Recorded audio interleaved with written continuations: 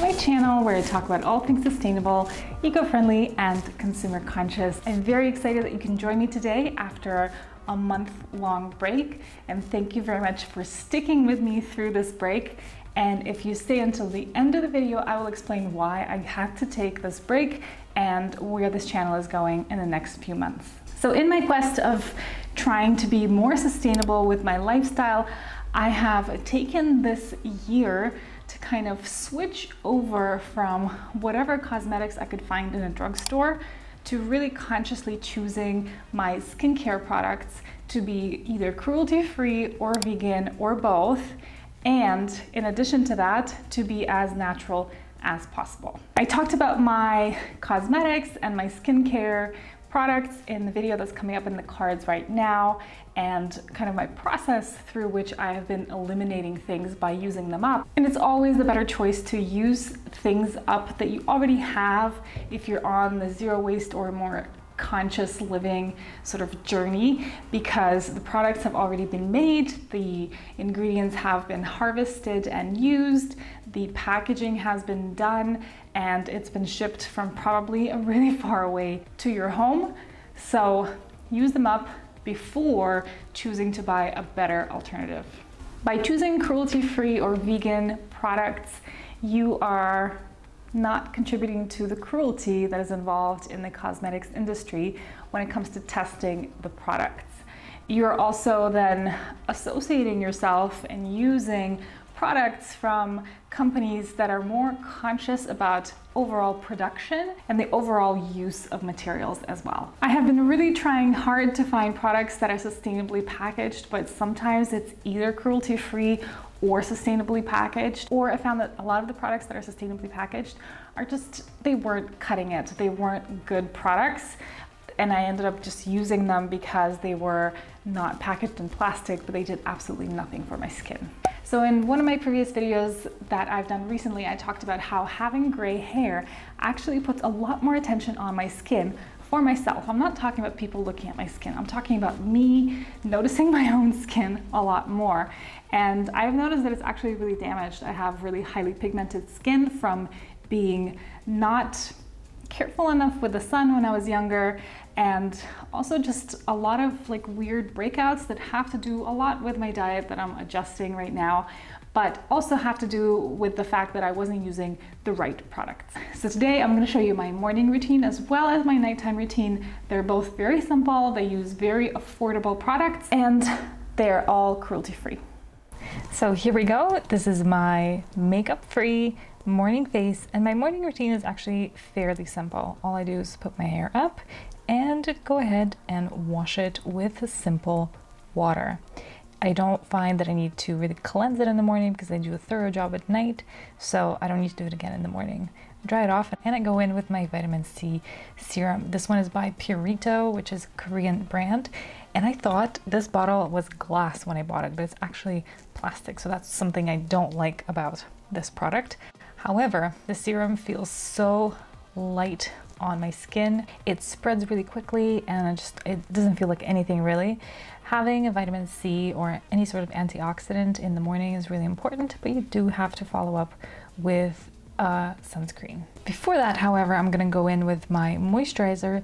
This one is by Dear Klairs, which is also a Korean brand, and that is just purely coincidental. And it does come in a plastic container, but it is really, honestly, the best moisturizer I have found for my skin so far. It's lightweight, however, it is really, really rich. So it spreads really, really easily on the skin, but feels super crazy cool. The next step is, of course, sunscreen, and I avoided this step for the first 30 years of my life, and now I have come around to using it because I'm seeing really, really highly pigmented patches on my skin, so I have to prevent any more patches from forming. So again, this one is by Dear Klairs, and it is the best sunscreen I have ever used. It is a chemical sunscreen, and I found that for me, chemical sunscreens are better because they spread really easily on my face and don't cause any breakouts, as opposed to the mineral sunscreen. But it does feel, you know, a little bit sticky, like sunscreen should on your skin. The amount of sunscreen we need to use on our face, it's quite generous. Even the amount that I have put on my finger right here is not nearly enough, but I find that some is probably better than none. And that is it, you guys. That is my morning routine.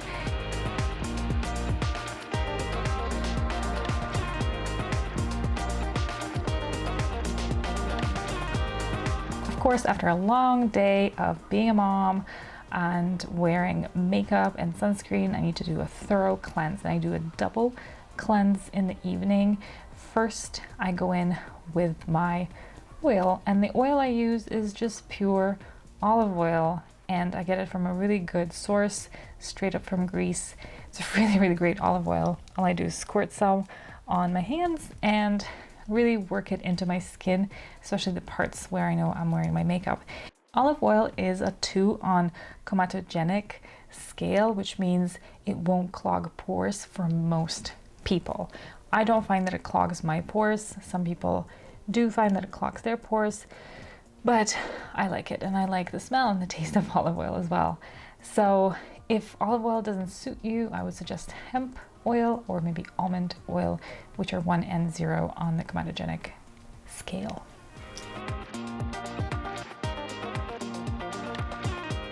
I then go in with my water-based cleanser, and here I'm still using the La Mer cleanser that I bought almost a year ago, and I know it's not cruelty-free, but I am trying to use it up. I'm almost finished. So because I am over 30, I have started using retinol in my skincare. I wish I had started earlier, but I didn't start until this year, and I chose to go with a really light concentration from The Ordinary. I really enjoy this product. I have noticed great changes when it comes to using retinol on my skin. My skin has become a lot more supple, a lot more soft, and the texture of it has just really improved. I then go in with a hyaluronic acid serum, and I'm using this one by a brand that I've just discovered. What this product contains is all kinds of natural oil extracts, as well as hyaluronic acid, as well as glycerin, vegetable glycerin. It is completely vegan and cruelty-free, and it comes in this beautiful glass bottle. I go in with this hyaluronic acid right after my retinol, and then I seal it with a bit of serum.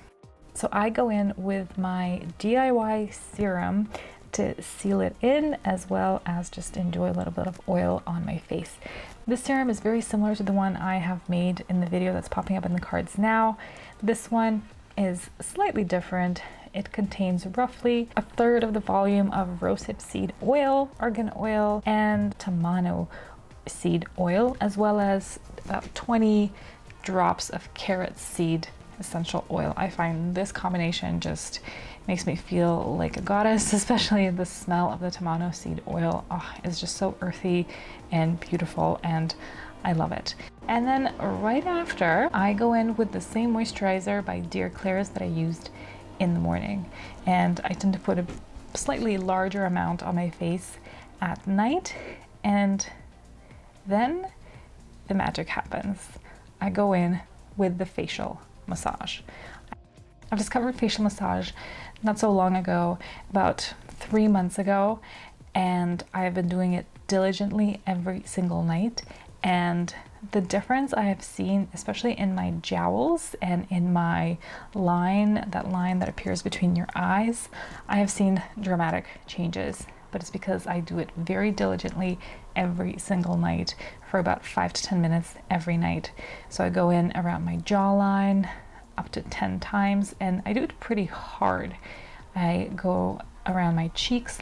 I then work on my smile lines, and of course around the eyes and the forehead. The reason I went with facial massage and not something like gua sha or a roller is because I figured, why buy another tool when we already have hands, and it's been working really well for me so far.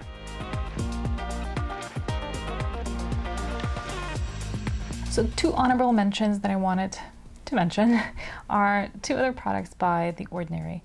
One is the niacinamide solution with zinc, and the other one is the peeling solution of HA and BHAs.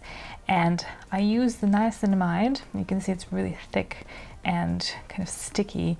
I use it sometimes in the place of vitamin C when I feel that I have too many spots and I need to kind of fade them out.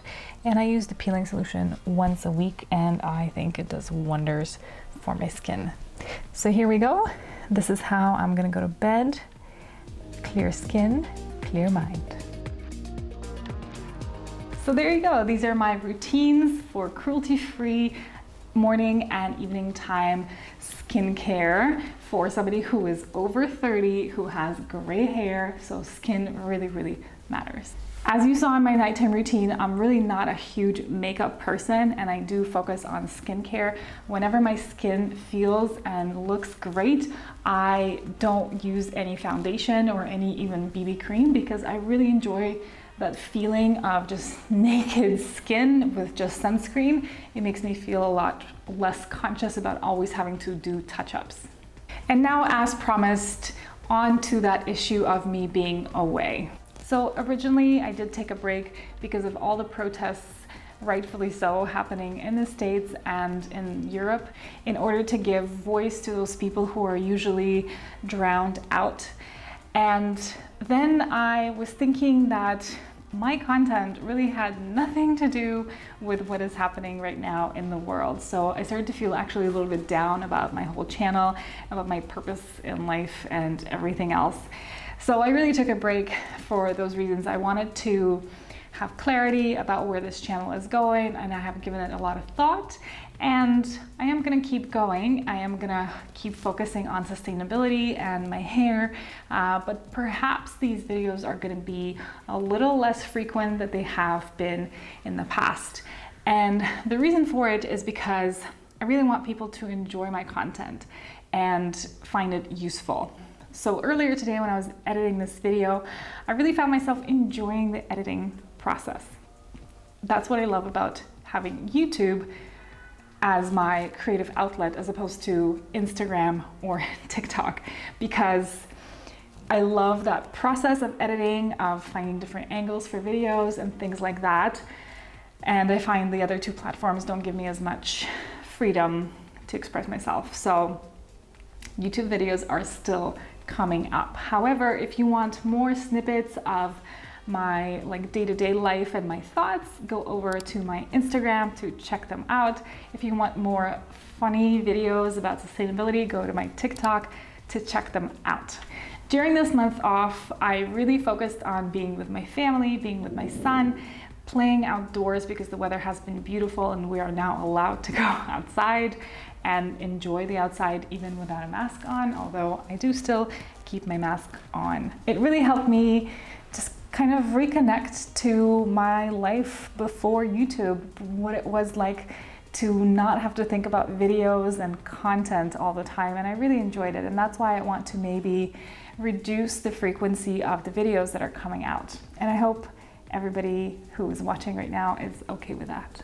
As I said before in one of my posts on YouTube, I do still want to keep sustainability as a focus of this channel, but perhaps through the gray hair lens, because a lot of the subscribers, and that's probably you watching, are here for the gray hair with a touch of sustainability rather than sustainability with a touch of gray hair. So I'm going to focus on what you want, and that's what I'm going to produce, and I hope you will like it. So that is it for today, everyone. I hope you enjoyed the video, the skincare part, as well as the explanation of why I've been away and where I'm going.